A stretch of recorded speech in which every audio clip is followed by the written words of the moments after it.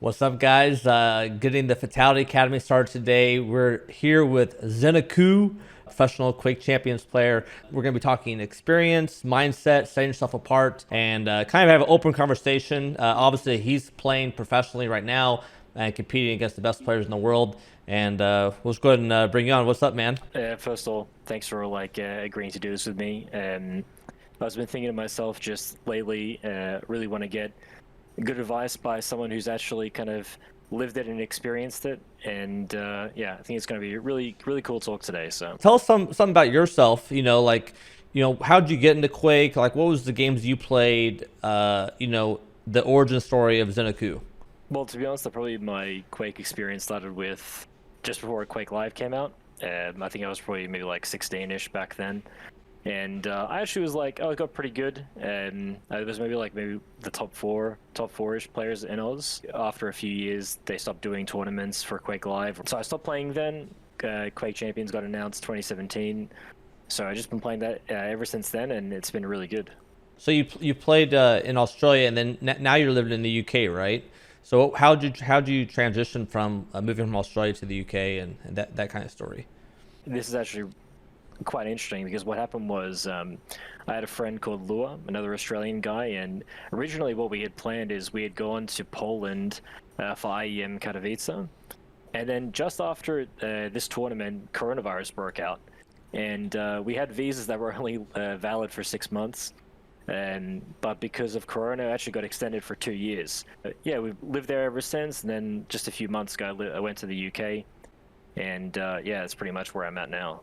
We have some questions here that we prepared for the show. You asked, what is it like preparing for tournaments before Twitch and social media? And then where now can you study opponents where you can study opponents quite easily? Before Twitch, we had demos, right? I was actually very secretive about my demos. Preparing for tournaments, you'd want to know like what your opponent is doing. So when you're studying for your matches that coming up, do you watch specific videos of your opponent and so forth beforehand? Just to notice particular tendencies, although with how Quake Champions is, it's very erratic. So sometimes it's more about focusing on your own style rather than your opponent's, but definitely just noticing, well, at least with champion picks, I think it's such a big deal. So I guess the question for me was, was it like preparing for tournaments before Twitch and social media? It's kind of like what you said. Like, I really focused on my own game. I was like, if I can play the game like ABC, can I beat the guy? And then it came down to the point of when you're playing against high tier players, it's really defining who they are. Some people are strategic, some people are offensive, some people are defensive, and each one of those people die in a different way. They die at the power up, they die getting ammo, they die in different ways. So it's identifying what is this person's main priority. You said you play a certain style, right? You're trying to play your game, but your game might have a tell. If I know you for playing a long time, I know that you love to get in the mega health, and that's your number one priority. So I would always make sure, how do I win the fight at the mega every time if I get in this position against a guy that's really hungry for the mega health? I would practice that fight as much as possible from every different angle just to see which position was the most powerful. Yeah, I guess preparing for tournaments before Twitch and social media, I didn't release demos. So in training, I trained with a small group of guys, and I had a truce that none of these videos would get leaked. I was always the mindset, you can't be sharing, you can't share anything with your opponents. So you want to be an unknown. Whenever people saw me play, it was only in tournaments. For most part, people didn't see me unless I was actually at the tournament area competing in a tournament, because I was always up in my hotel room training, practicing, and so forth. Something that's really interesting for me in in the top echelon of the QPL, the way to be the best of the best. You have those top 6 guys, and then to even still be even ahead of them, it's you've already taken a certain amount of work or amount of focus to get that far, but I guess that extra step to actually be the guy who wins the tournament is kind of the next thing. Sometimes when you're trying to beat the best of the best, the thing is, what worked for me is that I was able to know what you're going to do next, or I could feel you changing your play style. I could feel you going from offensive to defense. I could feel you going from defense to strategic. I could see you going to turtle mode, or whatever the deal was. You have to be able to recognize what your opponent is feeling and doing, and you got to kind of feel his emotions. It's like, oh man, at any moment, he's going to do the impossible. He's going to go the super aggressive move on me now. For me, it was recognizing that, because when you're playing against the best, they have so many different styles and faces. That was kind of like my thing, I guess, was doing that. But also just like, sometimes you got to be annoying. And you got to get under your opponent's skin a little bit. You can rattle them in any way. I mean, you could rattle them. I would say a lot of times, in competition, like I would go up and shake someone's hand before the match, and that would rattle the guy. That was like kind of the power I had back when I was playing Quake 3. I would always try to find like sneaky ways to piss the guy off, just to irritate him or whatever deal was. I remember in Quake 3 on DM6, I knew this trick probably for years and no one else knew it, but you could jump down the jump pad. It's like the tall jump pad. I think it was the yellow armor at the time. You jump down and you'd make no sound when you hit the ground. He thought he had me locked up against the yellow armor or whatever, right? So I land secretly at the bottom of the jump pad. It makes no sound, takes no damage. So then I walk directly underneath them. And then I get to the mega health in the center and the thing. And then I purposely start jumping to the red armor. And that's when the guy's like, oh, fuck, he got by me. I thought I had it controlled. I had the positioning. I had all this stuff. But he's so pissed off that he gave the control away. And I stole the red armor and then shafted him trying to fight for the red armor. And he was just unbelievably pissed off. And then he just crumbled after that moment. Those kind of moments, I think, is like how you beat the best. The best, you got to annoy them to some degree or create them, like piss them off a little bit. Sometimes in high level matches, the first kill is so important. I would actually practice 1 frag limit games. So, hey, let's play. And then whoever gets the first frag wins. And you practice that a million times. If you're up 1-0, you're putting a lot of pressure on your opponent right off the get-go. So now he's down. Now he has to start trying to find a way back or whatever deal is, but like it might be pretty hard. Having that 1 frag limit game and training like that was extremely useful for me in the early days. Obviously, you play against Cooler sometimes, right? Yeah. So I was playing Cooler in Quake 4, and I'm not sure if you know the map Placebo Effect. There's a red armor down in that little like gully, like in that like little hallway, but you can snipe from like everywhere and snipe down.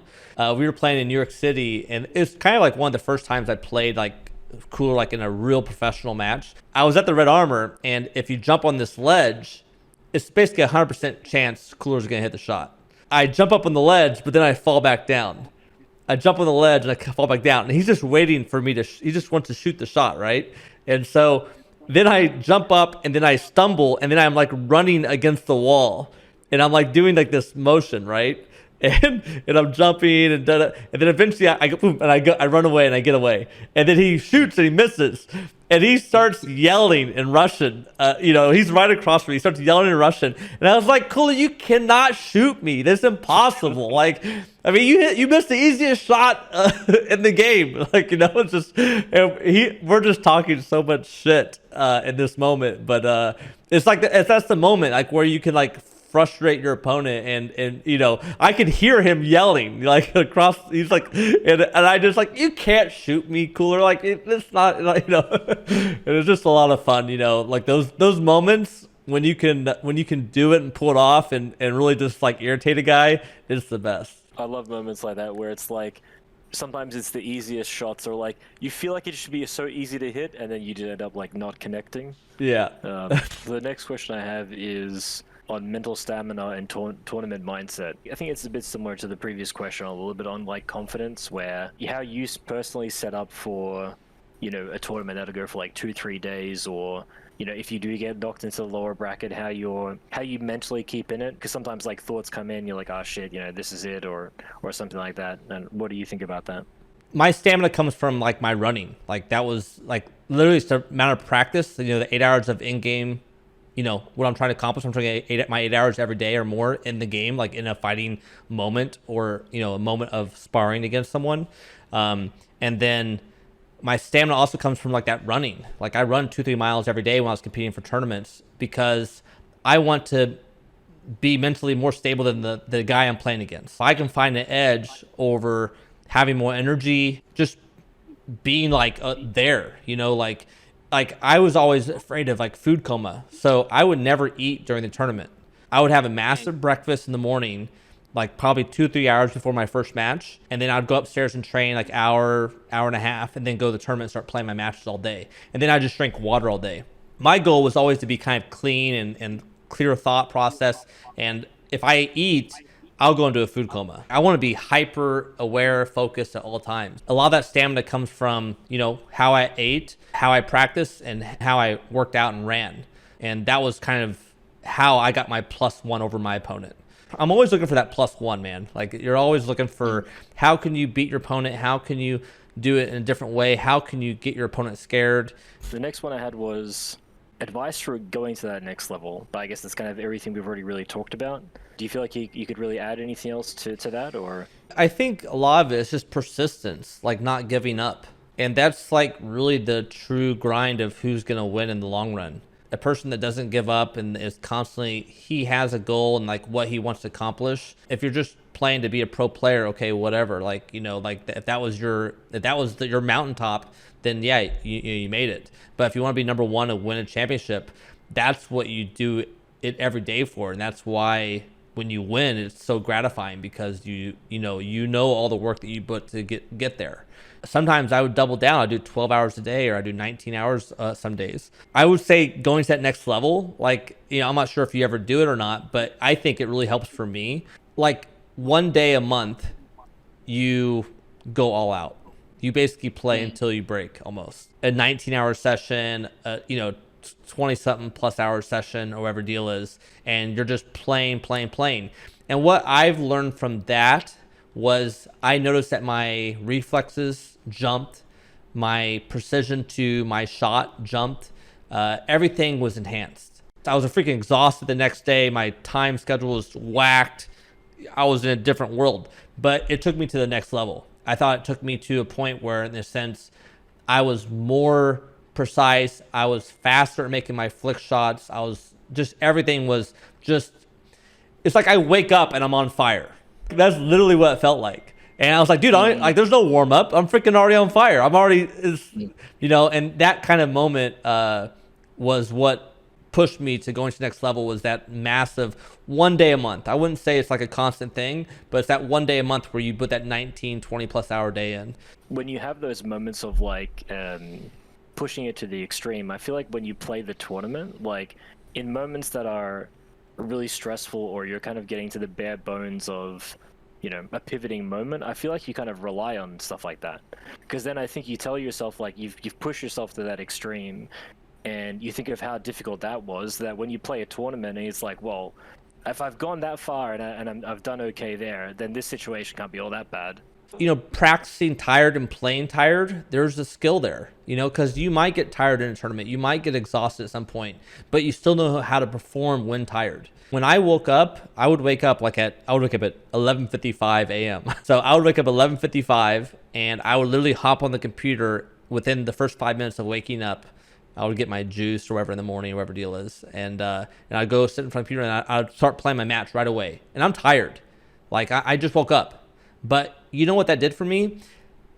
I think it's a way of tricking your mind almost, because playing 8 hours a day of actual combat a day in a game is really hard. And you have to find ways to trick your mind and to have fun. If I'm going to do like an 8-hour car drive, if I wake up tired and just hop on the road, like right when I wake up, hop on the road, get in the car, start driving, the first hour and a half, 2 hours fly by so fast, because you're still just waking up. When I was playing Painkiller at the time, I was just waking up and playing a match, and like I was trying to get my 4-hour block done the first thing in the morning every day, 12 to 4. I would say the first hour and a half, it just flew by. And then it felt like, okay, 2.5 hours, okay, I gotta grind this out and get this 4 hours in. I think that was ways I tricked my mind to, get the hours in and so forth. But also I surrounded myself with people I love to play with. Like the people I trained with and played with, I had a blast with them. But I had like 4 or 5 different guys I could play against. So playing against different play styles was exciting to me because like, this guy plays different.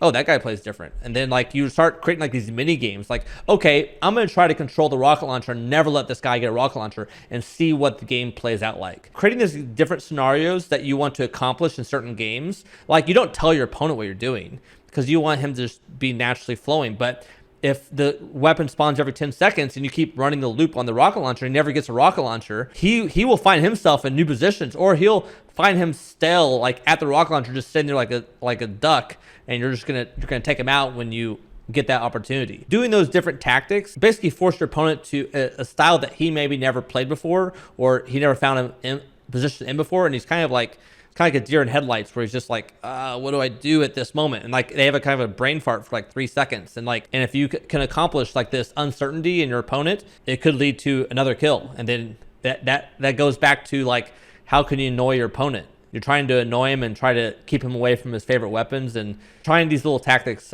make practice a lot more enjoyable. I think just like setting yourself a goal, because otherwise it does become a little bit like mindless and automatic. Like the smaller things where you can actually say you're looking for something, and so your brain is like, it actually becomes more engaging or more fun. Just the last question I have now is like, what really made you iconic from when you had played?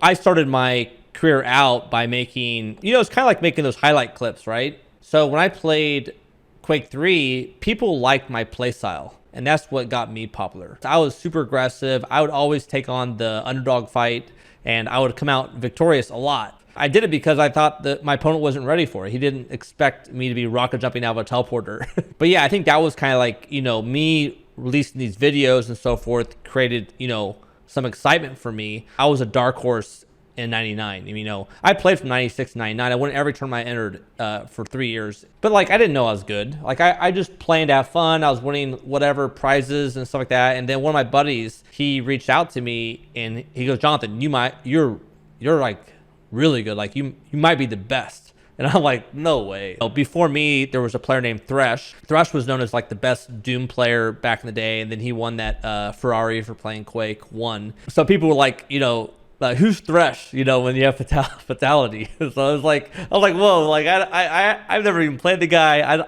I only know of him of like watching demos. And that's how people kind of like found out about the demos, and then eventually going to a qualifier in Texas. It was 1999. And my buddy says, hey, if you go to this tournament, you're going to win money. Yeah. I saved up my $500. I had $500 in the bank account, drove to Texas, went to the qualifier. People saw all my demos and videos. It was really funny showing up there because no one knew what each other looked like. Everyone just knew your screen name. Going to that qualifier was actually a lot of fun. I remember we were all sitting like kind of like a circle. Like I was there with a champion in his own right, Rix. He's a Quake 2 champion. And so Rix and I are there, and we're surrounded by all these guys, but they all start talking about Fatal1ty. And I'm like, dude, why are people talking about me? That makes no sense. Making these videos and demos online obviously became popular within the scene. I didn't really think anything of it. I was 18 years old. I literally had no idea what I was doing. I mean, I was running around the tournament with my socks on. I was just having fun, When all these guys started talking about me, I'm like there in the conversation. And I'm like, oh yeah, so what's so crazy about this guy? They're like, dude, he rocket jumps around. He's like really aggressive. He has a good rocket launcher, whatever deal was. And so then later in the tournament, I'm playing against the guy that was talking about me. I go up there, I shake his hand after the match, like, your Fatal1ty? Is like, yeah, I couldn't resist, man. That was just too much fun. Like, listen to you guys talk about my play styles. Should we start doing questions from chat, or yeah, sure. Think? One of my mates actually, God Odin, he writes, what would you need to happen for you to take a bigger interest in Quake? I think, for me, is a lot of my friends didn't play Quake anymore. And that was kind of like the deciding factor of why I stopped playing Quake Champions back in 2017. I really enjoyed playing the game, and I would have loved to have dedicated the 2 or 3 years to Quake Champions. But, there was no business opportunity with me and Quake. I tried to offer my services, and there wasn't anything there. So all my friends were playing PUBG, and I was like, I'm gonna go have fun with my friends. I played a lot of Quake in my lifetime. Let me tell you, I mean, if they had a timer on playtime in Quake, I mean, oh my God. I mean, it is so much. You'd be in like global top 10 for sure. Yeah. I would assume so. Yeah, I Yeah. think if a new Quake came out and so forth, I mean, or there's an opportunity for me that came up, you know, I would look into it for sure. Did you ever get any pushback from your parents when you wanted to start competing, and how did you deal with it? For me, it's funny because like I was still playing Quake Champions in Australia from like 2017. I remember like I was still playing, and there wasn't many opportunities for Australians. We just pretty much had like QuakeCon and DreamHack. We had to like always extend so far away. And I remember my parents were always saying to me like, Dave, you'd have to like just do something else. I don't care whatever you do, just do something else. I don't know, something about it says like, Dave, you just have to stick to it because I think something's good is gonna come. Lucky enough, it's actually going like pretty well for me now, but holy God, there were some moments where, you know, it was tough. It's funny because now when I talk to them and I say like how well I'm doing, like, oh Dave, that's so great. I'm so happy for you. Like, but a part of me is like, I still remember how they, you know, well, they were just scared for me, you know, which is fair enough. Like, I know with my family, it took a long time. Like I had to move out of my mom's house to even pursue the professional gaming thing. My dad, he understood I had to find out, and that was literally it was just my curiosity. Is like, how good am I? I'm okay if I'm not the best. Just like like I need someone to tell me that I'm not the best. My dad was always like, there's always someone better. And I'm like, I don't it almost pissed me off. I was like, why can't I be the best, you know? And he's like, someone's always training harder or whatever deal is. And I was like, Dad, I don't think it's possible. And I was winning. I mean, like in 2000, I won like every tournament I entered, besides like one tournament, I think. It was like pretty matter of fact. 60 Minutes, they interviewed me in 2005, 2006, and they aired it. And it was like all over the news, like all over CBS, like all over the news. And, it's like, this guy's not only making money from playing video games, but he's making money doing the business. At that moment, my mom and dad's like, oh, so you're not just playing games. It's kind of funny. It was like, it took like literally 7 years to like finally convince them. How do you think streaming has changed Quake? Back in the day, we were lucky to get a demo or two from some of the pro players between tournaments. Now we see the best players every day for hours a day. Sometimes actually it's like, now it's becoming too accessible where it's like, oh, Rafa is streaming. Okay. There's like plenty of that to see. For example, if you turn on Quake Champions, you would still get like a couple hundred at least. Where people are like, oh shit, Fatal1ty hasn't streamed Quake Champions in ages. It becomes like this like scarcity. I think people are looking for that experience they can't get anywhere else. You know, I think just between the two of us, just here having this conversation, this is something that people don't get. They don't get to see that side of Quake Champions. I think having these like deep conversations or having an extra layer to the show or to the game is very important to, you know, branding and marketing, you know, kind of the whole thing. You know, I mean, you got to have these like genuine moments that you can't get anywhere else. I'm trying to recreate, you know, how people see my channel. You know, yeah, you can come watch Fatal1ty play, whatever deal is, you know, trying to have a unique style where people are like, oh, this is interesting, this is cool. And plan here is obviously, you know, take the questions from the chat and so forth and have a kind of like a meaningful conversation. But, you know, hopefully these people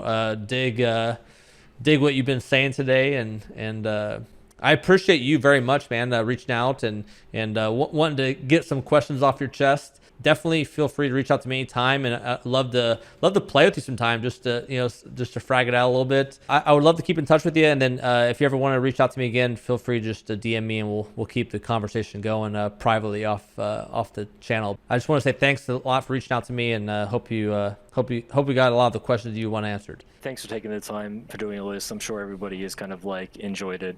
All right, cool, man. Well, thank you very much, and I'll see you later. Okay, man. Gotcha, mate. See you, man. All right, guys, that's it for now. That was amazing to get to hang with ZenAku. He had a lot of questions about how to take his game to the next level. It's like this really cool moment where we got to talk about really deep level thought process and all the kind of stories that come along with being a professional gamer and trying to be different and try and be the best and all that stuff. As a professional gamer, I mean, you're grinding constantly, trying to find every avenue to get better and step your game up. ZenAku is definitely on that path right now with his Quake Champions pro career. I hope you guys enjoyed this stream. This was Fatal1ty Academy. My goal with this is obviously to do interviews like this with other people that are in the esports gaming space, have these deep conversations. We love to get more questions from the chat. So feel free, the next time we do a Fatal1ty Academy, bring your questions, come in here and engage and interact with us. It was a really good time doing basically my first interview with the Fatal1ty Academy with a guest. And I think it came off pretty well, and hopefully you guys enjoyed it. As always, guys, you got to practice. You got to practice, practice, practice. That's the only way, guys. That's the only way. And now it's time for you to go practice. Go practice. Practice, practice, practice.